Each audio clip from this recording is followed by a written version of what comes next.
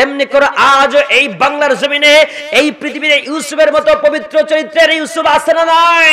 ইউসুফকে যেমন করে জেলখানা হয়েছে 10 বছর, এই পৃথিবীতে এমন ইউসুফ আছে তাকেও প্রায় 10টা বছরের মতো জেলখানা হচ্ছে বিনা দোষে। চরিত্র পবিত্র হওয়ার কারণে তাকে জেল খাটতে হচ্ছে। কথা কোন ঠিক কিনা? আর কথা বলেন ঠিক কিনা?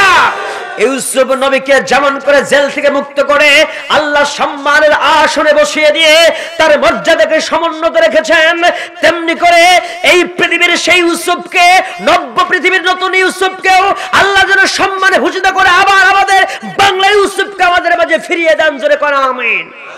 আরেকটু জোরে করে আল্লাহুম্মা আমিন। এক আলেম আর এক আলেম বিদ্বেষী কেন হবে? হিংসুটে কেন হবে?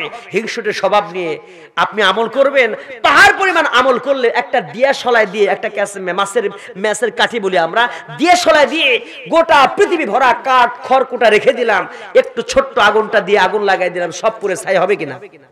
বিন্দু পরিমাণ হিংসা অন্তরে থাকলে আপনি কিসের আলেম? যত বড় আলেম হন, আপনার এই আমল এতটুকু কোনো কাজে লাগবে না, সব ধ্বংস হয়ে যাবে। ধ্বংস করবে কে? হিংসা ছাড়েন, এক প্ল্যাটফর্মে আসেন, কে পাস করলি, কে লম্বা টুপি, কে গোল টুপি, এটা দেখার সময় নয়। এই সময় আসলে মুসলমানদের এক প্ল্যাটফর্মে এসে বাতিলের মোকাবেলা করতে হবে। কথা কোন ঠিক কিনা? আল্লাহ তাআলা কি করলেন? হিজাজবাসী যখন ওই পথ দিয়ে মশলা বিক্রি করে, মশলা কি করলেন? তারা ব্যবসা বাণিজ্য করে। হিজাজবাসী আন্দারের বংশের লোকেরা কি করলো? শাম দেশ থেকে সুগন্ধি মশলা নিয়ে যখন মিশরের পথে যাচ্ছিলেন, তখন রাস্তার মধ্যে তারা পানির প্রয়োজনে তারা কূপের মধ্যে যখন কুয়া একটা ফালাইলেন, কি কূপের মধ্যে পানির জন্য যখন একটা পাত্র ফালাইলেন, সঙ্গে সঙ্গে ওই পাত্রের মধ্যে আমরা সেটাকে কি বলি, কি ফালাইছে? বালতি মনে করি, ঠিক কিনা? ওরকম বালতির মতো কিছু একটা ফেলে দিয়েছেন, আর হযরত ইউসুফ আলাইহিস সালাতু ওয়াস সালাম ওর মধ্যে উঠে পড়েছেন, আর ইউসুফ উপরে উঠে এসেছেন। বলেন সুবহানাল্লাহ। এর আগে 3 দিন কূপে ছিলেন। কয়দিন? এই 3 দিনে কি হয়েছিল জানেন? ইয়াহুদা আছে না, এই ইয়াহুদা গোপনে এসে এসে খাবার দিয়ে যেত। সুবহানাল্লাহ। বড় ভাই একটু 10টা শয়তান থাকলেও সব কিন্তু শয়তান না, একটু কিছু লোকের মন ভালো আছে। কথা কোন ঠিক কিনা? কিছু কিছু সংগঠন কিছু লোক করে, ওই সংগঠনের লোক কিন্তু সবাই খারাপ না, কিছু ভালো আছে না ভাই? ভালো আছে। তো এরা করলো কি, ইহুদা এসে খাবার দিয়ে যেত। খাবার দিতে দিতে একদিন দেখে যে খাবার আর ইউসুফ নাই, চলে গেছে, তখন বুঝেছে চলে গেছে। তো ইউসুফ আলাইহিস সালাম তোমার উঠে আসলেন, উঠে আসার পরে তার জীবন বৃত্তান্ত সবগুলো বললেন, তখন তাকে গোলাম হিসেবে নিয়ে চলে গেল তারা মিশরে নিয়ে বিক্রি করবে। কিন্তু দেখেন এত সুন্দর চেহারা, এই চেহারা দেখে সবাই পাগল। ও বলে আমার কাছে বিক্রি কর, ও বলে আমার কাছে বিক্রি কর। আল্লাহ বলে না, কোন বান্দির ঘরে কি আমার নবীকে পাঠাবো নাকি? আমার নবী শাহেনশাহ হবে, সিংহাসনের কাছেই তাকে পাঠাবো। সুবহানাল্লাহ বলবেন না? কোন গরিব লোকের কাছে আমার নবী যাবে না। আমার নবী সম্মানের সাথে, ইজ্জতের সাথে বসবাস করবে, যেখানে থাকবে ওখানকারই রাজা হবে, বাদশা আমার নবীকে বানাবো। সুবহানাল্লাহ। বিক্রি হবে যখন নবী ইউসুফ আলাইহিস সালামের চেহারা তো সুন্দর। আল্লাহ নবী যখন মেরাজে গিয়েছিলেন চতুর্থ আসমানে, হযরত ইউসুফ আলাইহিস সালাম কি করলেন? বিশ্ব নবীর কাছে একজন নবীকে এগিয়ে আসছিলেন। নবীর কাছে যখন একজন নবী আসতেছিলেন, জিবরাইল আমিন বলছিলেন, ইয়া রাসূলুল্লাহ, কি যে নবীটা আপনার কাছে এগিয়ে আসতেছেন আপনি কি তারা চেনেন? বলে না। আপনার সঙ্গে পরিচয় ঘটিয়ে দেই, এই নবী হলো সেই নবী যার নাম হযরত ইউসুফ নবী। ইউসুফ নবী এমন নবী, তাম পৃথিবীর জমিনে সৌন্দর্যের সব সৌন্দর্যকে যদি 4 ভাগ করা হয়, তাহলে 3 ভাগ আল্লাহ ইউসুফ আলাইহিস সালাতু ওয়াস সালামের মধ্যে দিয়ে দিয়েছে। তাম পৃথিবীর সৌন্দর্যের 4 ভাগের 3 ভাগ কার? ইউসুফ আলাইহিস সালাতু ওয়াস সালামের। কিন্তু আমার নবীর সঙ্গে কিন্তু কারো তুলনা চলবে? চাঁদের চেয়ে সুন্দর আমার প্যারা রাসূল, তার পেতে ধন্য হলো তামাম নিখিল কুল। আরব দেশের মায়া মিনার কোলে এলো চাঁদ, চাঁদের নামটি রেখে দিলেন আল্লাহ মুহাম্মদ। ঠিক না? সেই মুহাম্মদ বড় হয়ে দিনের পথে দাওয়াত দিয়ে জুলুম অত্যাচারকে তিনি করিলেন নির্মূল। চাঁদের চেয়ে সুন্দর আমার প্যারা রাসূল, তার পেতে ধন্য হলো তামাম নিখিল কুল। মারহাবা বলেন। আমার নবীর চরিত্রের সাথে কারো মিল পড়বে না। এখানে তো আরেকটা ঘটনা বলে মনে হয়ে যায়, বলবো একটু বলবো। ওমর মুসলমান ভাইরা শোনেন, আম্মা জান আয়েশা সিদ্দিকা রাদিয়াল্লাহু তাআলা বলেছেন হযরত ইউসুফ আলাইহিস সালাতু ওয়াস সালামের চেহারা দেখে সেই জামানার সুন্দরী সুন্দরী রমণীগুলো তাদের হাতের মধ্যে দিয়ে লেবু দেয়া হয়েছিল, লেবু কাটতে গিয়ে ইউসুফের চেহারার দিকে তাকিয়ে তারা ছুরি দিয়ে তাদের হাতটা কেটে ফেলেছে। কিন্তু সেই জামানার নবীরা তো সেই জামানার মানুষগুলো আমার নবীকে তো চেনে নাই, দেখে নাই। আমার নবীকে যদি তারা দেখতো তাহলে তারা আঙ্গুল কাটার পরিবর্তে নবীর চেহারা দেখে কলিজাটাই কেটে ফেলে দিত। সুবহানাল্লাহ বলবেন না? তাহলে আমার নবীর চরিত্র সৌন্দর্যের সাথে লাবণ্যতার সাথে কারো মিল পড়বে না। আমার নবীকে দেখে ইসলাম কবুল করেছে অনেকে, সুবহানাল্লাহ বলেন। আসুন আর ওদিকে না যাই, মূল অনেকগুলো কথা রয়ে গেছে। তো হযরত ইউসুফ আলাইহিস সালাম মিশরে গেলেন, মিশরে যাওয়ার পরে বিক্রি হবেন। তো যখন দাম হাঁকা হলো তখন কি হলো, অনেক দামে তাফসিরে ইবনে কাসির মারিফুল কোরআন এসেছে 659 নম্বর পৃষ্ঠাতে আপনারা পাবেন। হযরত ইউসুফ আলাইহিস সালামকে বিক্রি করা হলো কিভাবে? সমপরিমাণ স্বর্ণ দিয়ে, সমপরিমাণ মৃগনাভি দিয়ে অথবা রেশমের বস্ত্র দিয়ে আজিজ মিশর তাকে কিনে নিয়েছে, বলেন সুবহানাল্লাহ। কিনে নিয়ে তাকে রেখে দিয়েছে। ধীরে ধীরে ইউসুফ বড় হতে লাগলো, এই ছোট থেকে বড় হয়ে গেল। ইউসুফ যখন বড় হলো তারই বাড়িতে, আজিজ মিশরের বাড়িতে বড় হয়ে যায়। তার আজিজ মিশরের যে স্ত্রী ছিলেন সে স্ত্রীর মনের ভিতরে ধরে যায় জ্বালা। সে বলতে শুরু করলো, মনে বড় জ্বালা রে ও ইউসুফ, তুই পাঞ্জাবিওয়ালা। কথা কয় না কেন? এই তো খেলা শুরু তো হচ্ছে এখান থেকে। কথা কন ঠিক কিনা? শুনবেন না? গাড়িতে পারছে মনে বড় জ্বালা রে পাঞ্জাবিওয়ালা, ও রিক্সাওয়ালা মনে বড় জ্বালা, বিভিন্ন গান আছে না। তো যাই হোক, একটু মিলে বুঝাইলাম আর কি। তো এখন সে আর ভালো লাগে না, সে যেন এইভাবে আহ্বান করতে যাচ্ছে, এক বিন্দু ভালোবাসা দাও আমি এক সিন্ধু হৃদয় দেব। আছে না গান? আহারে কি গানগুলো। তো এই সময় যাই হোক, এগুলো গান আমরা বলবো না, শিখবো না। আমরা যে কথাটা বলতে যাচ্ছি, ইউসুফ আলাইহিস সালাতু ওয়াস সালামকে সে প্রপোজ করলো, প্রস্তাব দিল। জুলাইখা কি করলেন?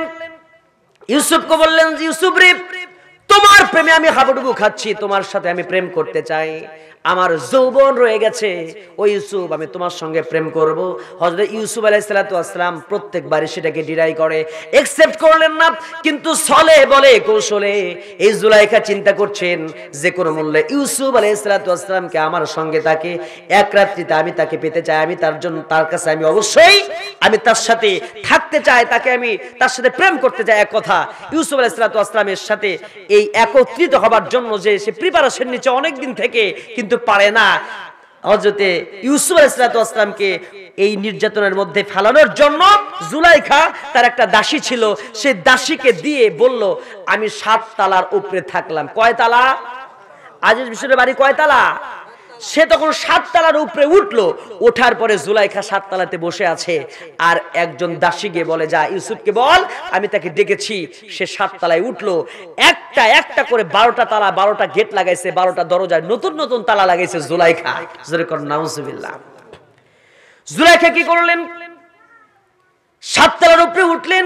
7 তালার উপরে উঠে যখন জুলাইখা বসে আছে, আর জুলাইখা বসে থেকে প্রত্যেক দরজায় যখন ইউসুফ যখন জেলে ঘরের মধ্যে ঢুকেছে, প্রত্যেকটা দরজার মধ্যে এক একটা তালা লাগানো হয়েছে।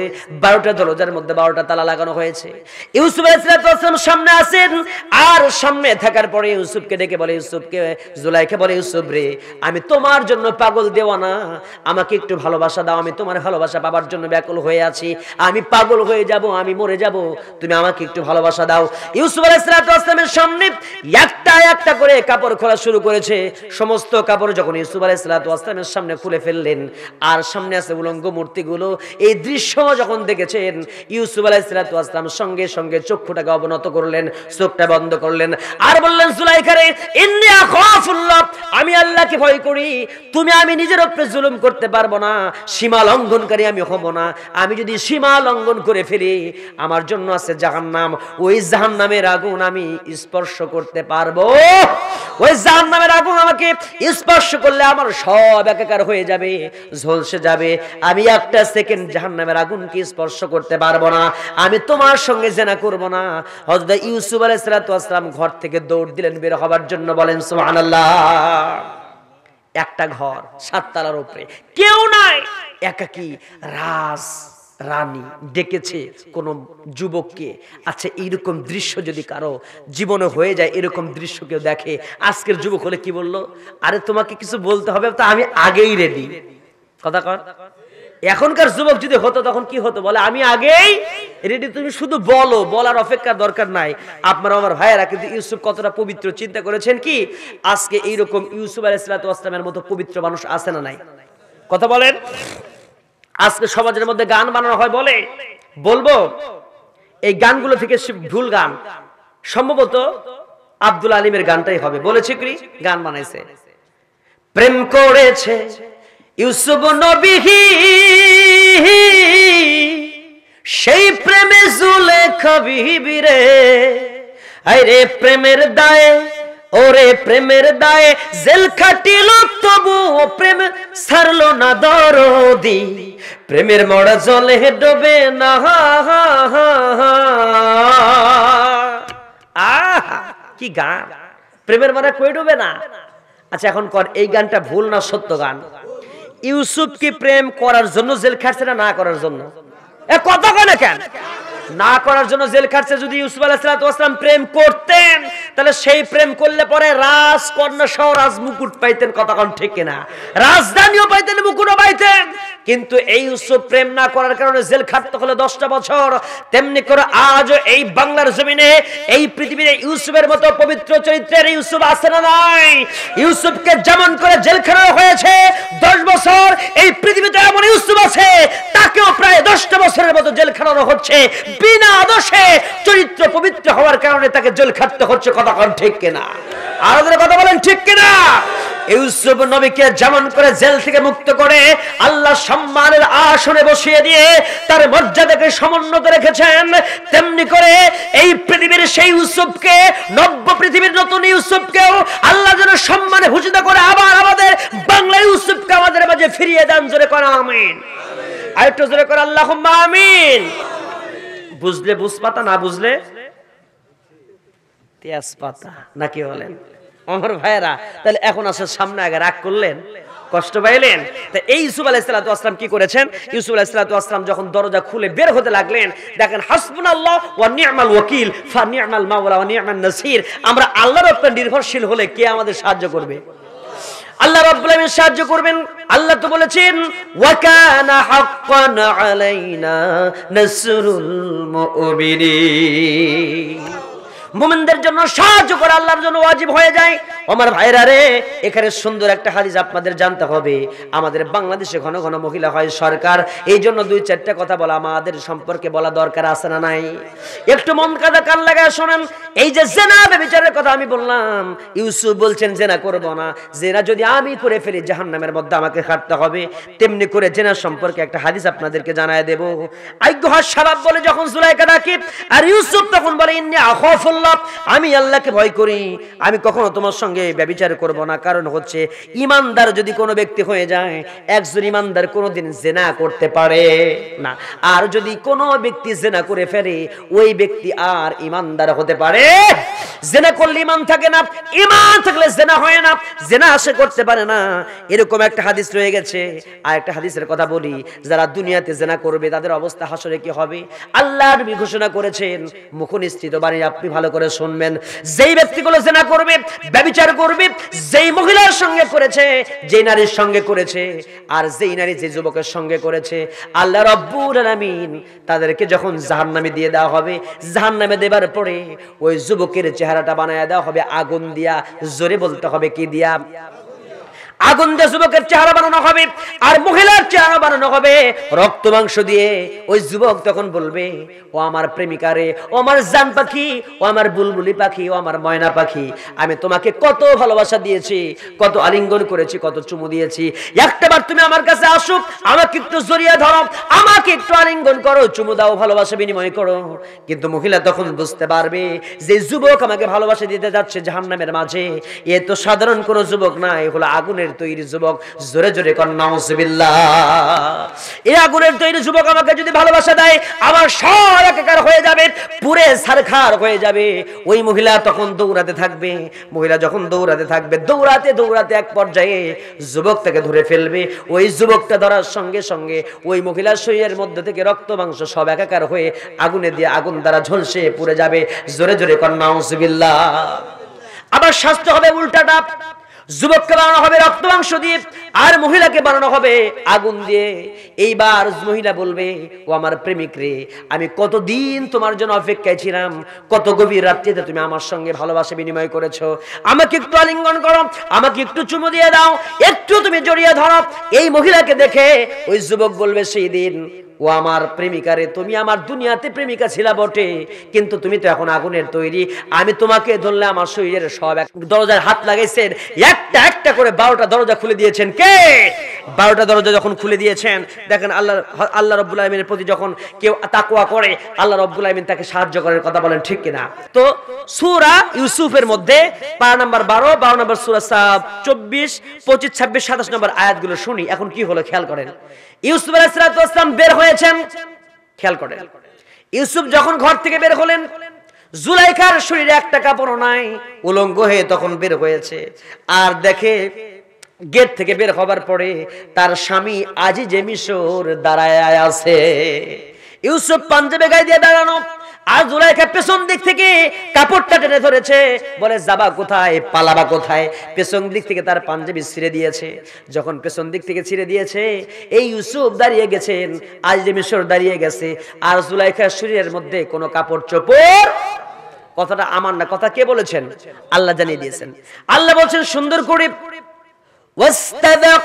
واستبق الباب وقدت قميصه من دبر والفيا سيدها لدى الباب قالت ما جزاء من أراد بأهلك سوءا إلا أن يسجن أو عذاب أليم। ওয়াস্তাবাকাল বাবা, উভয়ে যখন বাবা মানে দরজার সামনে দাঁড়িয়ে গেল, ও দরজার সামনে পেয়ে গেল ওয়াকদ্দাত কমিসহু মিন দুবুরিন। আর ওই উভয় অবস্থায় যখন তারা কি করলো, এই জুলাইখা এবং ইউসুফ তখন পেয়ে গেল আজিজ মিশরের সামনে। যখন পেয়ে গেল তখন কি করলো, দেখা যাচ্ছে যে আজিজ মিশরের সামনে ওই জুলাইখার শরীরে একটা কাপড় চোপড়ও নাই। এ সময় আজিজ মিশরকে লক্ষ্য করে বলে, দেখছো দেখছো, খেয়াল করে, তোমার স্ত্রীকে কাপড় চোপড় খুইলা সে খারাপ কাজ করতে চায়। সে কত বড় খারাপ চরিত্রের মানুষ, আমাদের বাড়িতেই থাকে, আমাদের খায়, আর তোমার স্ত্রীর সঙ্গে খারাপ কাজ করতে চায়। উদুর পিন্ডি বুদুর ঘরে, দোষ করলো ওই, আবার চোরের মায়ের কি গলা, কথা কন, চোরের মায়ের গলা। বলতেছে এখন কি করতে হবে, বলে তাকে দেখো এমন একটা কাজ করেছে সে, তুমি তাকে কি করবা, ইল্লা আইসুজানা আও আযাবুন আলীম, জেলের মধ্যে ঢুকানো ছাড়া, যন্ত্র আদক মারাত্মক শাস্তি ছাড়া আর কি হতে পারে। অতএব তাকে জেলে ঢুকাও, যে কোনো বলে জেলে ঢুকাতে হবে, মারাত্মক শাস্তি দিতে হবে। কিন্তু বলতেছে তাই যদি হবে, এই ইউসুফ যদি অপরাধী হয়, ইউসুফ বল না আমি অপরাধ করি নাই, ইউসুফই যদি অপরাধী হবে, তাহলে পাঞ্জাবি কেন পিছন দিকে ছেঁড়া, তুমি কেন উলঙ্গ বিবস্ত্র, তুমি কেন, কথা কন না কেন। তার পরিবারের একজন সদস্য বলছে যে আজিজ মিশর, আপনি বিচক্ষণতার সাথে চিন্তা করেন, যদি পাঞ্জাবিটা সামনের দিক থেকে ছেঁড়া হয়, ভালো করে বুঝুন, আয়াত বললাম না, পাঞ্জাবি যদি সামনের দিক থেকে ছেঁড়া হয়, তাহলে আমরা বুঝে নেব এই জায়গাতে ইউসুফ আলাইহিস সালাতু ওয়াস সালাম মিথ্যাবাদী, আর এই জুলাইখা হচ্ছে সত্যবাদী। কিন্তু পাঞ্জাবি যদি জুব্বার কাপড়, পাঞ্জাবির কাপড় যদি পেছন দিক থেকে ছেঁড়া হয়, তাহলে বুঝবো ইউসুফ আলাইহিস সালাতু ওয়াস সালাম মিথ্যাবাদী, আর এই জুলাইখা হচ্ছে সত্যবাদী। এই কথা যখন বলেছে, সঙ্গে সঙ্গে ইউসুফ আলাইহিস সালাতু ওয়াস সালামকে এইভাবে বুঝায় দেওয়া হলো যে পাঞ্জাবির সামনের দিক ছেঁড়া হলে মিথ্যাবাদীকে ইউসুফ, আর পেছন দিকে যদি ছেড়ে তাহলে মিথ্যাবাদীকে জুলাইখা। তখন খুঁজে দেখা গেল পাঞ্জাবি ছিঁড়ছে কোন দিক থেকে, সামনে যদি ছেড়ে, তার মানে কি যে একটা মেয়েকে যদি কোনো ছেলে ধর্ষণ করতে যায়, তখন সে বলবে বাঁচাও বাঁচাও বাঁচাও, সে ছোটাছুটি করবে না, তার কাপড় চোপড় সামনে যা আছে ছিঁড়ে ফেলবে, ঠিক কিনা? ইচ্ছাকৃত তাহলে তো ছিঁড়ে ফেলবে, ছিঁড়বে না, ছিঁড়ে ফেলে দেবে, তাহলে সামনে ছেঁড়া থাকবে। আর মেয়ে যদি খায়েশ হয়, কামনা বাসনা থাকে, তাহলে পিছন দিকে ও সলিমুদ্দিন যাও কই, খাইছি তো ওরে, আজকে তোমারে পাইছি, পাঞ্জাবি পেছন দিক ছেঁড়া থাকলে, তখন সবাই তো বুঝতে আর বাকি নাই যে মহিলা তুমি তো অপরাধী, ইউসুফের পাঞ্জাবি পেছন দিক থেকে ছেঁড়া, আর দোষ তুমি ইউসুফের উপরে চাপাও। আজিজে মিশর বুঝতে পারলেন, কিন্তু বোঝার পরেও আমার ভাইরা ক্ষমতা কার বেশি? নারী চক্রান্ত মারাত্মক। ইন্না কুন্না কাইদা আযীম। তখন ইউসুফ আলাইহিস সালাতু ওয়াস সালামকে দেখে ইউসুফের সামনে আজিজে মিশর বলল যে ইউসুফ কি করব, নারীদের চক্রান্ত বড় মারাত্মক, এরা মারাত্মক চক্রান্ত করতে পারে। মিথ্যা সেই বলেছে, এটা বোঝার পরেও মেয়ে মানুষের চাপে, বইয়ের চাপে বলতেছে যে কোনো মূল্যে আজিজে মিশর তুমি শোনো, তুমি বাদশা হইছে তো কি হইছে, তাড়াতাড়ি ইউসুফকে জেলখানায় পাঠাও, ওরে জেলের মধ্যে ঢুকায়া দাও। বইয়ের চাপে ঢুকায়া দিল। নারীদের চক্রান্ত মারাত্মক, অনেক লম্বা কথা। এই নারীর চক্রান্তের কথা বললে পারে আরো 3 ঘন্টা কথা বলা যাবে। এখন আসলে সামনে আগাই। এই যে ইউসুফ ঢুকে গেলেন জেলখানার মধ্যে, জেলে থাকলেন, আর এলাকাবাসী গুঞ্জন শুরু করে দিল। এলাকাবাসী বলছে হায় রে, কি কি সি সি সি সি খারাপ কাজ, আজিজে মিশরের স্ত্রী এত খারাপ, তার বাড়িতে লালন পালন হলো, আর সেই যুবকের সঙ্গে সে ব্যভিচার করার জন্য লিপ্ত হলো। এই কথা যখন বলেছে, আজিজে মিশরের স্ত্রী বলে সবগুলো মহিলাকে ডাকো, ইউসুফকে সামনে দাঁড় করাও, আমি যদি অপরাধী হই তাদেরকে একটু বোঝাই দিতে চাই। সবার হাতে দিয়ে দেওয়া হলো একটা করে লেবু, আর দিয়ে দেওয়া হলো একটা করে একটা ছুরি দেওয়া হয়েছে, আর ইউসুফকে দাঁড় করে রাখা হয়েছে। সবাই ইউসুফকে দেখে লেবু দিয়ে, লেবু দিয়ে যখন ছুরি দিয়ে লেবু কাটতে গিয়ে তারা নিজের হাতটাই কেটে ফেলে দিয়েছে। সুবহানাল্লাহ বলবেন না? এলাকাবাসীর মহিলাকে বলে, ও মহিলারা শোনো, তোমরা আমাকে যে বলছিলা যে আমি এইটা কেন করলাম, তোমরা একদিন দেখেছো ইউসুফকে লেবু কাটতে গিয়ে হাত কাটো, আর ইউসুফ আমার বাড়িতে থাকে, আমি প্রত্যেকদিন তারে দেখি, আমার কলিজাটা কি কয়? কথা বলেন। আমি তো তারা দেখে পাগল হয়ে গেছি, থাকতে পারি না, এই জন্য প্রেম করতে চেয়েছিলাম, আমি তা মাতাল হয়ে গিয়েছিলাম। ইউসুফ আলাইহিস সালাতু ওয়াস সালামের এইরকম অবস্থা হওয়ার পরে 8 থেকে 10টা বছর ইউসুফ জেলখানার মধ্যে থাকলেন, 7 থেকে 10 বছর জেলে থাকলেন, বিনা দোষে জেল খেটেছেন সেই ইউসুফ আলাইহিস সালাতু ওয়াস সালাম। জোরে করে আল্লাহু আকবার। এই যে দোষটা যে বিনা দোষে জেল খাটলেন, কার চক্রান্ত? নারী চক্রান্তের একটু কথা বলতে চাই, কষ্ট হবে আপনাদের। নারী চক্রান্তটা ছিল আজকে শুধু বাংলাদেশে না, শুধু ইউসুফের সময় না, ছিল হযরতে মুসার সময়, আরেকজনের সময় ছিল। সেই মুসা আলাইহিস সালাতুর সময় এক বুজুর্গের বউ ছিল খুব মারাত্মক খারাপ লোক, সেই চক্রান্ত ছিল, একটু বলতে চাই, বলবো। এই পৃথিবীতে 4টা ছোট বাচ্চা তার মায়ের পেট থেকে বের হয়ে কথা বলে, তার মধ্যে একটা জুরাইজ, তার মধ্যে একটা এই যে ইউসুফ আলাইহিস সালাতু ওয়াস সালামের সময়, আর একটা ছিল হচ্ছে হযরত ঈসা আলাইহিস সালাতু ওয়াস সালামের সময় একটা আসহাবুল উখদুদ, 4 জন পাওয়া যায়। ওটা লম্বা কথা, অনেক হাদিস পাওয়া, অনেক কথা আছে, ওগুলো বলবো না। শুধু নারীদের চক্রান্ত বুলাই দিয়ে এই আলোচনাকে আমি ইতি টানতে চাই। একটু খেয়াল করে নারীদের চক্রান্ত কত মারাত্মক। বনী ইসরাইলের যুগে একটা পাহাড় ছিল, কি ছিল? পাহাড়ে হাত লাগায়া কেউ যদি মিথ্যা কথা বলতো তাহলে ওই লোকটা মারা যেত, সত্য বললে বেঁচে থাকতো। বুঝতে পারছেন? বনী ইসরাইলের যুগে একজন বুজুর্গ ব্যক্তি সারাদিন ইসলামের কাজগুলো কথা বলে, ইসলামের কথা বলে, মানুষকে দিনের পথে ডাকে। তার একজন স্ত্রী ছিলেন, নতুন বিবাহ করেছেন, বাড়ির মধ্যে স্ত্রীকে রেখে যান, আর প্রত্যেকদিন দিনের কাজ করতে বের হয়ে যান। যখন জানালাটা খোলা থাকে, বাড়িতে কেউ থাকে না, ইন্না কুন্না কাইদা আযীম, নারীদের চক্রান্ত মারাত্মক, ভালো করে বুঝবেন। আর রাহিকুল মাকতুম কিতাবের মধ্যে আমি ঘটনাটা পড়েছি, এটা কিন্তু কোনো হাদিস নয়, কিন্তু শিক্ষণীয় একটা ঘটনা। আর রাহিকুল মাকতুম, আমি কিতাবটার নাম হচ্ছে কামালউদ্দিন দামিরের কিতাব হায়াতুল হাইওয়ান কিতাবে পড়েছি আমি। হায়াতুল হাইওয়ান কিতাবের মধ্যে আমি পড়ে দেখলাম এটা কোনো হাদিস নয়, গল্প, একজন বুজুর্গের গল্প, কিন্তু অত্যন্ত গুরুত্বপূর্ণ গল্প।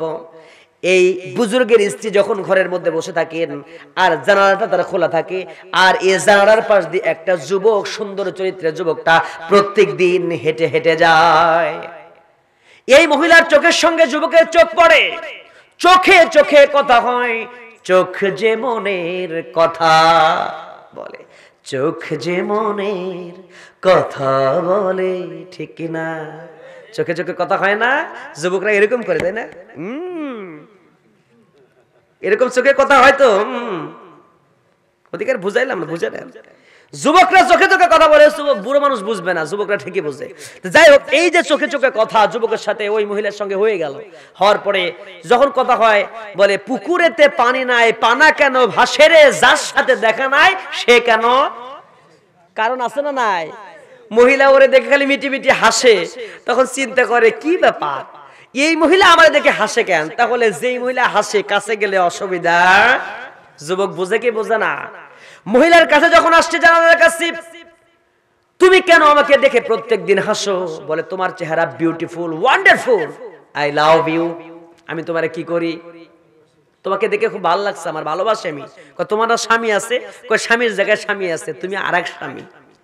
এরকম খারাপ মহিলা আছে না নাই? ডাকাতে মহিলা আছে না নাই? এর নাম পরকীয়া। এর নাম কি কিয়া? এর নাম পরকীয়া। এই সমাজে আছে না নাই? এটা আজকে না, ওই তখনও ছিল, কিন্তু এখন আরো বেশি, ঠিক কিনা? বুজুর্গের বউ পরকীয়া শুরু করলো। এই যুবকের সাথে তার প্রেম হলো। প্রেম হওয়ার পরে প্রেমের একটা গভীর পর্যায়ে আছে। স্বাভাবিকভাবে কথা বলতে বলতে সে সময় এক সময় বলে, জান পাখি তোমাকে ছাড়া তো আর জীবন চলে না। বলে তোমার সাথে সাক্ষাৎ করতে চাই, তোমার সাথে দেখা করব। কেমনে করবে? মনে বড় জ্বালা, কিন্তু দরজায় তোর তালা। কথা বুঝেন নাই? এই বুজুর্গ প্রত্যেকদিন দিনের কাজ করতে বের হন, স্ত্রীকে বাসায় রেখে যান। কি করেন? বাড়িতে তালা মেরে রেখে যান, দরজা খোলা রাখা যান না, কারণ সমস্যা হতে পারে বলে দরজায় তালা লাগাইছেন। যুবককে বলছে, যুবক রে, আমার স্বামী তো প্রত্যেকদিন দিনের কাজ করতে বের হয়, বুজুর্গ মানুষ, আমার মনেও জ্বালা, তোমার সঙ্গে জ্বালা মিটাইতে চাই, কিন্তু মনে বড় জ্বালা, দরজায় তো তালা। তালা থাকলে তো সমস্যা নাই, তালার চাবি আছে না নাই? তালা খুলে দে রে বাবা, তালা খুলে দে, নাকি কন? রহমতের চাবি দিয়া, বুঝেন? এরকম গানও বাংলাদেশে আছে, এগুলো গান শুনবো না আমরা। তো এই সময় মহিলা কত খারাপ দেখেন, করলো কি, এটা সাপ নিল, বলে সাবান বের করে দিল, সাবানের মতো কোন একটা পদার্থ দিয়ে পিছনে সাপ দিলে পরে এটা চাবি বানাতে পারবে কি পারবে না?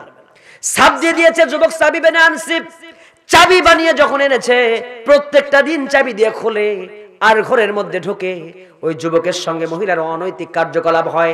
জিনা ব্যভিচার যখন হয়ে গেছে, প্রত্যেক দিন হবার পরে যে কোনো ভাবে এই বুজুর্গটা জানতে পেরেছে, বুঝতে পেরেছে, আমার স্ত্রী আর সতীত্ব ঠিক রাখতে পারে না, আমার স্ত্রীটা অপবিত্র হয়ে গেছে, সে একজন খারাপ মানুষ হয়ে গেছে। বুঝতে পারলেন যখন, স্ত্রীকে শাসন করলেন আর বললেন, আমার মনে হয় তুমি তোমার সতীত্বের হেফাজত করতে পারো নাই, তুমি হয়তো ব্যভিচারিণী হয়ে গেছো। বলে, প্রাণের স্বামী রে, আমি মিথ্যা বলবো না, আমি সত্য করে বলছি, আল্লাহর কসম করে বলি, আমার সতীত্ব ঠিক আছে, আমি আসলে কোনো খারাপ কাজ করি নাই। মেয়ে মানুষ দেখবে নিজের সতীত্ব টিকে রাখার জন্য আল্লাহর কসম ৭০ বার বললেও ওদের কসমের শেষ হয় না। আছে না নাই? আল্লাহর কসম করে বলি আমি খারাপ কাজ করি না। বলে, প্রমাণ কি? আমাদের এলাকার মাঝে একটা পাহাড় আছে, সেই পাহাড়ে যদি হাত দিয়ে কসম করে কেউ, কসম করলে মিথ্যা বললে মারা যাবে, আর যদি সত্য কসম হয় তাহলে বেঁচে থাকবে। চলো পাহাড়ের কাছে যাই, তুমি যদি নিজ সত্যি সতীত্ব রক্ষা করে থাকো, পাহাড়ের গায়ে হাতটা লাগায় তুমি সত্যি কথাটাই বলবা। মহিলা বলল, কোনো সমস্যা নেই, চলো যাই। যুবককে বলে দিয়েছে আগেই। কত বড় চক্রান্ত, খেয়াল করেন কত শয়তান মহিলা মানুষ হয়। তবে আজকে এলাকার বাসী, আজকে এই মাহফিলে যে মহিলা আছে, সেই মহিলা কিন্তু খুবই ভালো, তারা খুবই ভালো, কিন্তু ওই মহিলার কথা বলি আমি। খেয়াল করে রাখেন কত খারাপ মহিলা হতে পারে। ওই যুবককে বলেছে, যুবক রে, তুমি সুন্দর করে একটা গাধা নিয়ে বসে থাকবে, আর সুন্দর করে মাথার মধ্যে পাগড়ি পরবা, পাঞ্জাবি পরে থাকবে, আর আমার দরজার সামনে গাধা নিয়ে থাকবে। ওই দূরে যেতে হবে পাহাড়ের কাছে শপথ করার জন্য, আমার স্বামী অমুক দিন নিয়ে যাবে, তুমি রেডি থাকবা। ওই যুবক কি করলো? গাধা নিয়ে দাঁড়িয়ে আছে, আর এই মহিলাটা বলছে, এক পা দুপা করে হেঁটে হেঁটে আসতে বলতেছে, এত লম্বা পথ আমি মহিলা মানুষ হাঁটতে পারবো না। ওই গাধা দেখা যায়, ওই গাধার উপরে উঠে আমি ওই পাহাড়ের কাছে যেতে চাই। স্বামী বলতেছে, ঠিক আছে চলো, গাধার উপরে চলো। গাধার উপরে যখন উঠবে, ওই যুবককে আগে থেকেই বলা আছে, ওই যুবকের হাতটা ধরে ফেলেছে মহিলা মানুষ, হাতটা ধরে গাধার উপরে সহযোগিতা নিয়ে যখন গাধার উপরে উঠেছে, গাধার উপরে উঠে যখন ওই পাহাড়ের কাছে চলে গেছে, পাহাড়ের কাছে যখন চলে গেছে, কিন্তু মহিলাকে একটা কাজ করছে, উপরে পড়েছে মহিলাটা, কি পড়েছে? ওর নাম হলো বোরকা, কিন্তু নিচে কোনো কাপড় চোপড় পরে নাই, একেবারে উপরে ফিটপাট, ভেতরে কি ঘাট, ভালো বুঝে বস, উপরে ফিটপাট, ভেতরে নিচে কোনো সেলোয়ার কামিজ কিচ্ছু পরে না, খালি উপরে বোরকা। উপরে বোরকা পরে ওই গাধাওয়ালার ঘর, গাধাওয়ালার উপরে যখন উঠেছে, উপর থেকে যখন নিচে নামবে, ইচ্ছে করে করেছে কি, ইচ্ছে করে ধপাস করে পড়ে গেছে, আর বাতাসে নেই, বোরকার কাপড়টা নিচ থেকে উপরে উঠে আসছে। নিচে কি বোঝার বাকি আছে? নিচে সব দেখে ফেলেছে, সব দেখলো কে? দুজন মানুষ। বাতাসে যখন কাপড় চোপড় এলোমেলো হয়ে গেছে, গুপ্তাঙ্গ দেখে ফেলেছে ওই যুবকটা, আর দেখলো হলো তার স্বামী। এখন বলেন তো ওই যে গোপন জিনিস, এটা তার স্বামী আগেও দেখছে না আজকে দেখলো? আগেও দেখেছে যুবক, আগেও দেখছে না আজকে দেখলো? আগেও দেখেছে আজকেও। এটা আগেরটাকে মিথ্যা বানানোর জন্য আজকেটা দেখালো কত বড় শয়তান। এই মহিলা যখন চলে গেছে, যাওয়ার পরে পাহাড়ের গায়ে হাত লাগাইছে, আর হাত লাগায় স্বামীর সামনে বলতেছে, প্রাণের স্বামী তুমি আমারে বলো আমি খারাপ মানুষ, তুমি আমাকে বিশ্বাস করতে পারো না, এতদিন সংসার করলাম, তুমি আমারে বিশ্বাস করে এই ফেইথ এই বিলিভ নিয়ে তুমি আমার সাথে সংসার করব, তোমার সাথে সংসার না করাই ভালো। আমি পাহাড়ের কাছে শপথ করতেছি, আল্লাহর কসম করে বলি, এই যুবক আর আমার স্বামী ছাড়া আমার হাতকে স্পর্শ করে। মিথ্যা কইছে না সত্য কইছে?